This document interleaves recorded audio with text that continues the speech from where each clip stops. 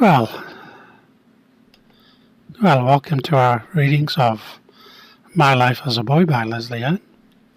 Today we're going to begin with Chapter 7, and we're reading Volume 4 of My Life as a Boy. And My Life as a Boy is written by LeslieAnn, who is the alter ego of Mr. E.J. Gold. And if anyone out there would like to participate in the reading, please just let me know.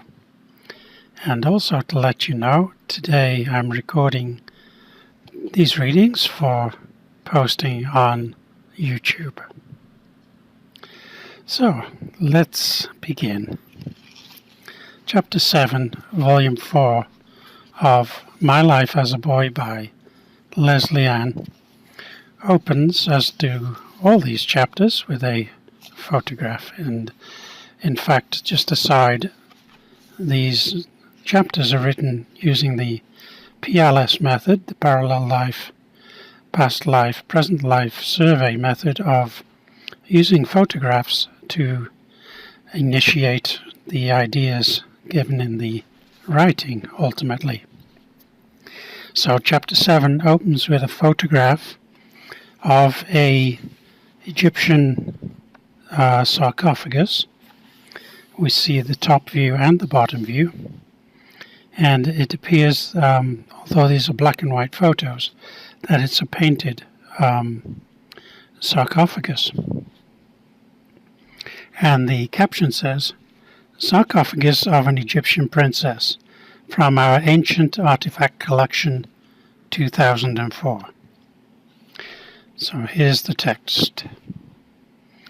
Ode to a painted sarcophagus of a princess. Cemented muddy scrapings of the Nile barge besets my mind with riddled sphinxes laughing at the joke, splashing at the sight of stone and grain upon the desert floor, to laugh and sing and cry again, I vow, taken freely on the desert sand, in willing desperation of the frantic cry of ancient androids lilting in the starry night, descending shadows coming from the light, and now it cuts across the endless sparking of the silent stars that sing. Frozen in the sands of time, she sits and ponders in the sky. The heavens woke and opened when she passed this way. Timeless shifting sand comes bubbling with insects in eruption.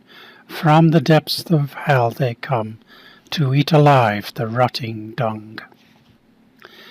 This is an example of just one way in which a poem might be composed using the image as a double-ended wormhole with a muse at the other end to gain inspiration, literally in-breathing the poem and putting it into words. This Sappho Poetry Kit number 1 is available now at $39.95. Claude ships it out to you from his station. You get 10 images and the template, plus posting privileges on akashiclibrary.com, so everyone can read your poems. Here's another example. Now we have a photograph that shows a harbour somewhere. There are white cliffs in the background. The harbour features in the sort of foreground of the picture a large concrete jetty with a lighthouse on it, and then further in the background there's at least one looks like a cruise liner ship, and then you also see the big cranes that are typically in harbours used for lifting containers onto container ships and so on. And the background is quite hilly, or maybe even mountainous. It's rising up presumably from the water's edge. And the caption says, "Harbour for my soul." Here's the text. Harbor for my soul. Bang! That is why we sing so loudly we can hear you say hello. That's the end of that poem, and we have a photograph now of two little girls playing, I think, with Play-Doh at a kitchen table. It's a very bright kitchen table. There's a cat in the window. There's an age difference in the little girls, but this small one kind of kneeling on the chair, I guess, to be able to reach the tabletop. And she looks really happy. And the caption says, there is no substitute for Play-Doh, and it's been around for thousands of years in some form. Here's the text again. Beat Zen holy moly, roly poly. What the hell we did the time we spent in heaven, in the pastry shops, patisseries of welcome warmth, to live, to die, to sleep, to dream the impossible dream, to sit here waiting for Godot, one idiot, two idiots, sitting in a row. What the hell? What the hell? Next we have another photo. This is three men sitting side by side. It looks like they're attending some kind of performance. We see them from the sort of the waist up, so it's just a profile shot, and they're all looking in the same direction fairly intently, and it has the feel of like a hall, or maybe even a church. There's wooden seating rising up behind them, and the caption says, Poetry reading at my New York City Poets Corner Club on MacDougall, 1964. Back to the text. Square Zen beats Zen. Square Zen beats Zen. Square Zen beats Zen. Square Zen beat it. I didn't use the same images you will receive in your Sappho poetry pack. These off-the-cuff poems are just guides to indicate how you might handle the poetry in relation to the image. There are many forms of poetry, and you are free to invent your very own as well. So that's the end of Chapter 7. We're reading Volume 4 of My Life as a Boy by LeslieAnn, otherwise known as E.J. Gold. We're reading in the Prosperity Virtual Ashram in Second Life. So we're going to move on to Chapter 8.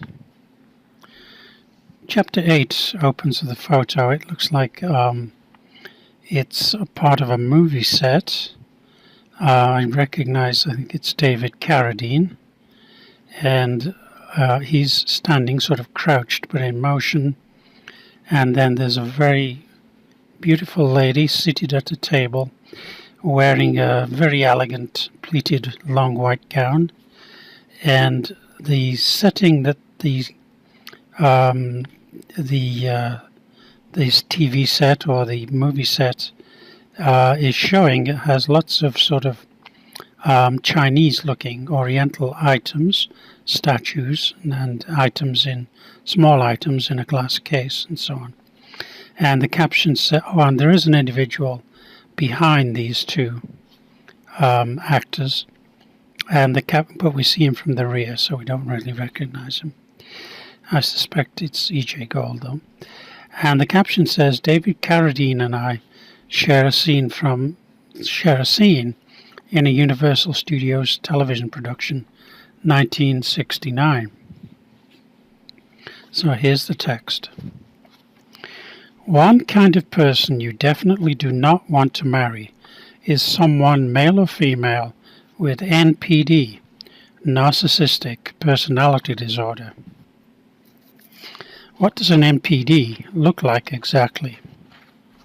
An NPD is easy to spot. I'll give you the basic clues in a simple rundown. 1.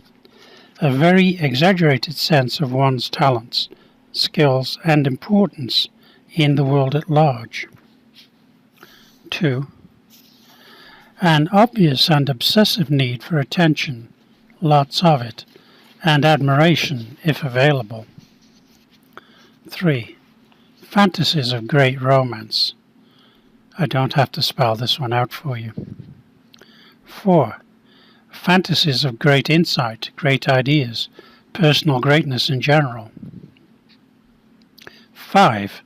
Views people as objects or dolls, as in, my dolls came to help me give a party, or, hey bitch, how about a blowjob? 6. Easily offended, and when offended, crushed beyond hope until he or she gets his or her way with you. For the MPD, everything, even the most harmless and exalted thing, is a weapon to be used to keep you under Give that to you again, is a weapon to be used to keep you under control. 7. Self-criticism and MPD do not mix well. MPDs who are confronted with any issues or problems will go immediately into a tailspin of rage and or paranoiac accusations in every direction. 8. Totally unbelievably powerful sense of righteousness. Even the most evil of acts can easily be rationalized by the MPD, because lying comes easier than telling the simple truth. 9.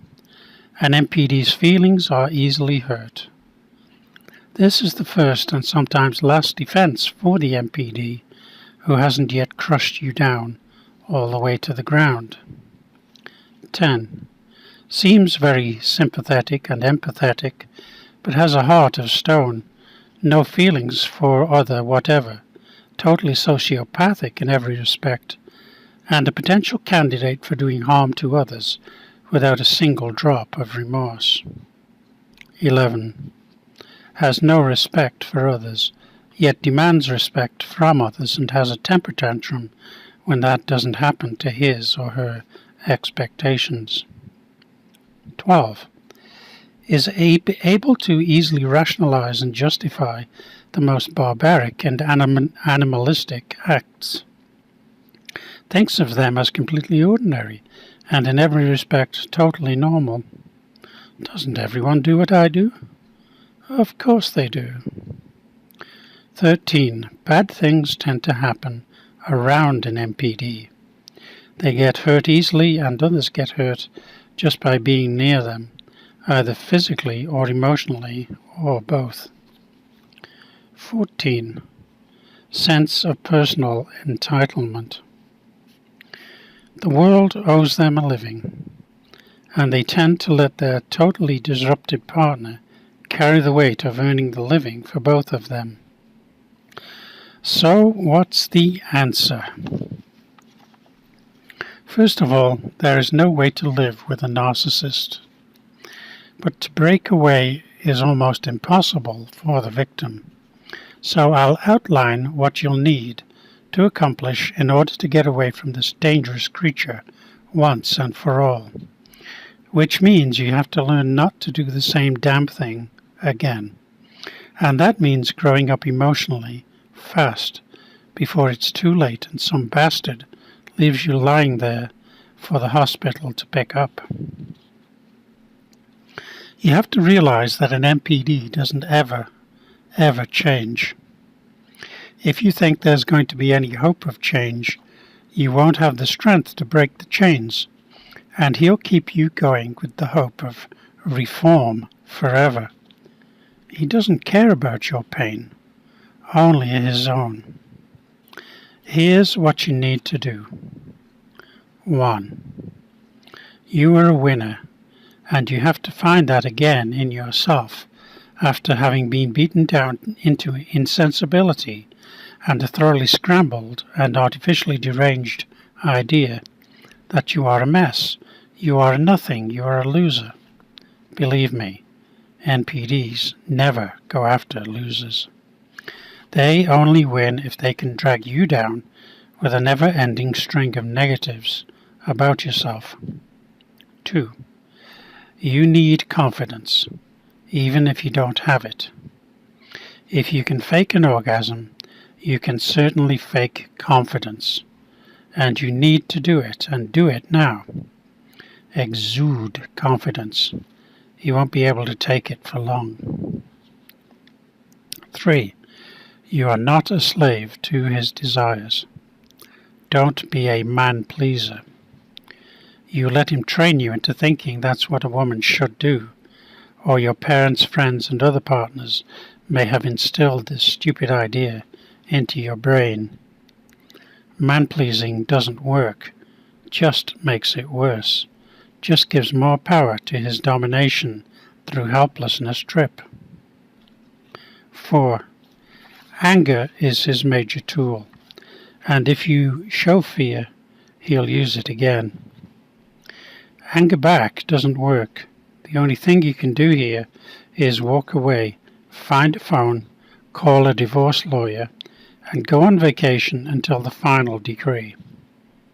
He won't change, but he'll promise you anything. If kids are involved and you fear for their safety, call 911 and let them help you handle it. Do not just take the kids and walk out.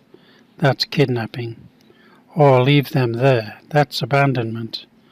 It's a tight line you have to walk if you've gotten yourself into a mess. 5. Temper tantrums. Hey, they worked for him when he was a little kid, and if you show the slightest sign of caving in, they'll work for him now. He is in fact a little kid with a car, a credit card, and a dozen secret girlfriends on the side, all of whom have been sleeping around, and some of whom are just waiting to deliver an STD to your doorstep through your egoistic bed partner who thinks it's cool to have unprotected sex with untested strangers and to bring home some equally strange diseases. How cool is that? 6. Never correct a narcissist. They're never wrong, and you always are. You can't win any argument with any amount of rightness because a narcissist cannot give ground. You can't win, period, and you never will. When you finally learn is when you've had enough pain to make you take the leap, make the jump, pull the plug on him. 7. Disagreement on any issue is a sign for accusations, crazy assertions, sexual and emotional wildness, even babbling insanities. An MPD is very likely to go take a shower or hot bath and go golfing after a major blowout, while you sit weeping and wondering how it all went so wrong. The MPD is a sexual predator and will make you wrong for being a victim. 8. NPDs can turn on the freeze, using a withering stare, wild eyes, glaring, and sometimes just walking into the room. You get a gut-wrenching stab as if someone hit you in the solar plexus with a baseball bat, and it's just his negative vibes reaching out to touch someone, you, and hurt them bad. When he or she turns on the negative vibe juice, you find yourself willing to do absolutely anything to get them to stop, anything. 9. He'll make accusations of your sexual infidelity. This is technically called projection, and everything he or she does is designed to keep you off balance and feeling vulnerable. 10. The MPD is always smarter than everyone around them. Don't even think of arguing this point. You need to reassert your independence, your liberty, your liberation, and the best way to do this is to get deeply into something totally creative. Naturally, your dearest NPD will do everything possible to prevent you from being creative. This is the one area where he or she must dominate or die. 12. Narcissists love to create drama. Anything you can do to spark it off will do the job. 13. Narcissists always blame others for their own negative actions and bad decisions. 14. Narcissists can lie right to your face, swear on a stack of Bibles, and look innocent as a baby, but they are psychotic liars, totally. They tell a lie easier than telling the truth. Never trust anything a narcissist says, especially, "I'll be good, I won't sleep around anymore." That line is a total lie. A narcissist has to sleep around or lose the game. Why do victims of MPDs wait so long to act? Mostly it's to save the kids, but an MPD marriage will only teach the kids to do the same when they grow up. Hope for change and a promise of reform keeps some NPD marriages together for a while, but they almost always end in some grisly form of violence, physical or emotional. And the change can never happen because, as you know, an MPD cannot ever be wrong. You need to gain the confidence to know that many folks have learned to walk away from abusive relationships with someone suffering from this terrible, totally unbeatable disease. Usually there'll be a last straw, something so ugly, so outrageously sick, that even without the confidence that has been beaten out of you emotionally for so many years, you finally say, "I've had enough." You need an exit strategy and a way to take up your life again without falling into the same trap again. And that means learning how to live without an MPD to take care of. The major weapon of the MPD is to threaten suicide. Give that to you again. The major weapon of the MPD is to threaten suicide. Talk to a professional counselor if your spouse is using suicide as a weapon to keep you under his or her control. Well, in a nutshell, that's the deal. There is no easy or nice way out, but out it must be. It is impossible to live with a narcissist, and sooner or later you will leave the relationship, and I only hope you don't leave it by being carried out in a basket. So that's the end of Chapter 8 in Volume 4 of My Life as a Boy by LeslieAnn. That's E.J. Gold. And we're going to end our reading there. We'll be reading again, continuing on with Chapter 9 tomorrow. We're here at 10:30 a.m. Monday to Thursday, 10 a.m. on Fridays in the Prosperity Virtual Ashram, right here in the Chenrik Temple. Thank you so much for being here today. Have a great day. Thanks.